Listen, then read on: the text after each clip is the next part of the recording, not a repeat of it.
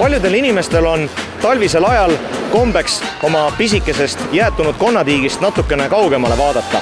Kes läheb põhja poole suuski tõrvama, kes läheb aga lõuna poole oma liigeseid ravima. Milline on aga elu telenoveeladest tuttaval Mehhikomaal? Kas see on lõputud peod Kariibi mere kallastel, kas see on tekiila ja külm õlu ja lihtsalt logelemine rannas või on see kultuurireis maiade ja asteekide iidsete tsivilisatsioonide varemeile? Kui mitte kõike sellest, siis vähemalt osakest sellest üritamegi järgnevalt välja selgitada. Rohkem kui 115 miljoni elanikuga Mehhikot jagub oma suure pindala tõttu avastamiseks väga mitmeks reisiks. Kui kesk- ja lääneosa peetakse turistide jaoks mitte just kõige turvalisemaks, siis selle poolest igati rahulik Yucatani poolsaar on Mehhikoga flirtimiseks just kõige õigem koht. Kuna enamuse turistide protsendist moodustavad siin maksujõulised ameeriklased, siis annab see tunda just üsna kõrgete majutushindade poolest, kui näiteks võrrelda Aasia hindadega. Aga kuna rahakotid ja huvid on inimestel erinevad, siis võib aga öelda, et öömajata ja tegevuseta ei tohiks Mehhikos küll keegi jääda. Turistid teavad Yucatani poolsaart ilmselt kõige rohkem Cancuni linna järgi, kuigi selle osariigi Quintana Roo pealinn on hoopis lõuna pool asuv Chetumaal.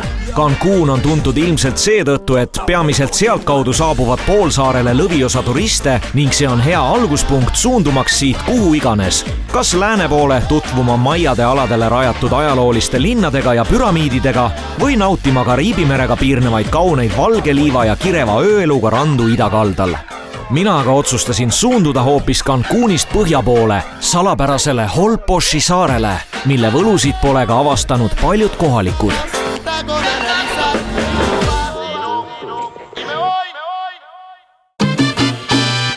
Sadamalinna Chiquilasse, kust väljubki praam Holboxi saarele, saab kõige paremini Cancuni linnast kas taksoga, mille üks ots maksab keskmiselt 60 euro kanti, või kohaliku mugava bussiga, mis on kõige soodsam ning maksab umbes 8 eurot. Holbox on üks väheseid saari Mehhikos, mida ei talla rasked turistide hordid. Seetõttu peetakse seda kohta mõnusaks ja salapäraseks peidupaigaks, kus võib rahulikus Kariibi rütmis päevi mööda saata, kas niisama rannas lebades, kalal käies, delfiinidega ujudes, vaalhaisid ja merikilpkonni vaadeldes, surfates või mangroovivõsas krokodille ja flamingosid otsides. Mis aga kõiki esmakordselt sellele kalurisaarele jõudnutele tingimata silma hakkab, on see, et siin puuduvad asfaltteed ja tavapärased sõiduautod. Kuna Holboxi saar on liivast ning ühtlasi ka looduskaitseala, toimub kogu liiklus golfiautodega ja mandrilt tavasõidukeid siia ei lubata. See asi siin, mille sisse ma istun, on golfiauto ja see on Holboxi saare peamine liiklusvahend. Mis kogu asja muidugi eriti huvitavaks muudab, on see, et selle golfiautoga ringi sõites võib täiesti vabalt autoroolis õlut juua ja sellest minu teada vähemalt ei tohiks siin maal küll mitte mingit probleemi olla. Mulle sobib.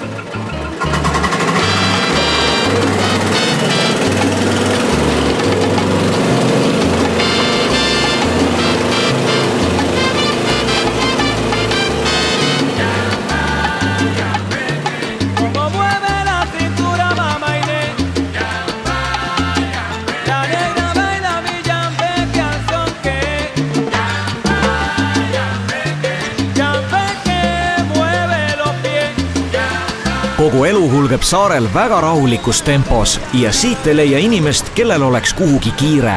Ilmselt on see ületöötanud närvilisele Euroopa turistile parim stressiravim peale stressipalli või tekiila, külma õlu ja margarita. Margaritas, strong one, with rock. Peale meeletult palavat ja päikesepaistelist päeva kõlab külm margarita kui midagi kohustuslikku. Ja kui mõned joodud, ei pea kohe magama minema, sest õnneks pole vaja järgmisel päeval kainena tööle minna. Kui soovi, võib pidutsemist jätkata troopiliste Kariibi mere rütmide järgi mõnes pisikeses baaris.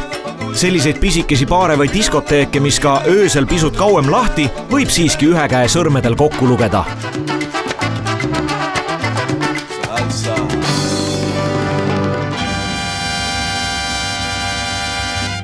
muidugi on peale pikka ja pisut väsitavat õhtut oluline järgmisel päeval kohe keha kinnitada, et magu tööle saada ning mürgid kehast välja ajada. Sellega aga Mehhikos probleeme ei tohiks tekkida, sest söömisest peetakse siin lugu ning märkimata ei saa jätta absoluutselt värskeid mereande, kuid nende juurde tuleme pisut hiljem.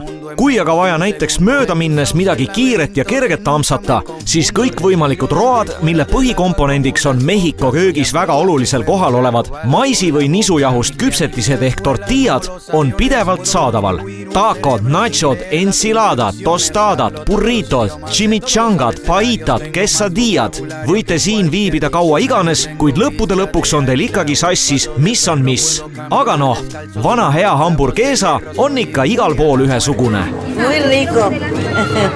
Mis aga kogu toitumise eriliseks teeb, on loomulikult kohalike toitudega kaasas käivad erineva tugevusega kastmed ehk salsad. Peamiselt siis punane, salsa roja, roheline salsa verde, guacamole ja nii edasi.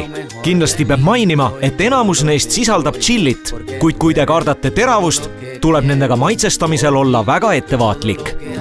No nii, proovime Mehhiko parimaid asju, mida saab tänavalt osta. Selle asja nimi on machacados. Välja näeb küll suhteliselt selline lihtne ja tavaline plasttopsis jook, aga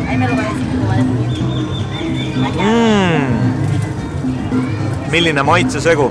Kui me vaatame siia poole, siis siin on näha selline väga lihtne tänavalett, kust machacadosse osta saab ja siin on väga palju erinevaid puuvilju, maitseaineid ja ma ausalt ei tea, mis siin sees kõik on, aga see on tõesti super hea. Kui te tulete Mehhikosse, te näete sellist letti, kus on võimalik osta machacadose jooki. Proovige, te ei kahetse, see pole kallis, aga see on hea.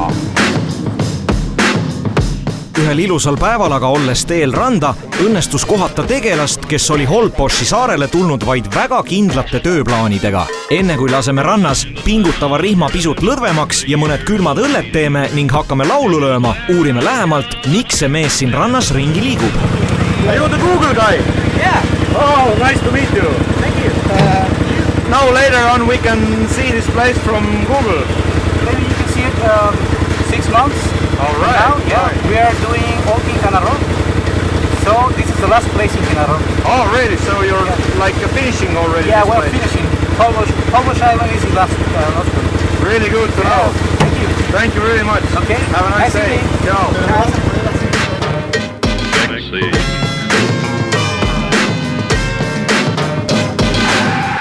Is it romantic? No. Romantic, me and you, it's romantic. Hide! Need lahedad semud siin on aga Leonardo ja Paco Veracruzist, keda võib iga päev saarel kohata. Loomulikult haarasin ka mina kinni võimalusest rannas nende meestega pisut koos musitseerida.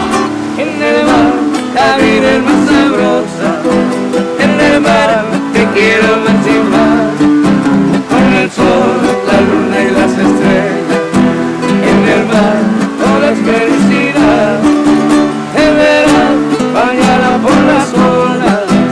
Y serás sirena de mi amor. Y verás la luna y las estrellas.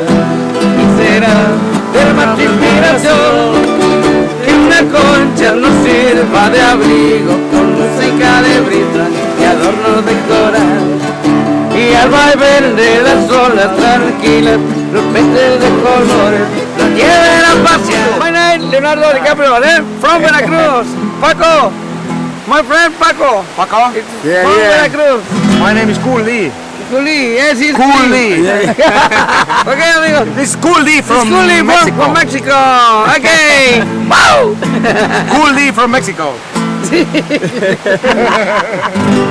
Muchas gracias. Okay, amigo. Okay. amigos. Gracias. Adios.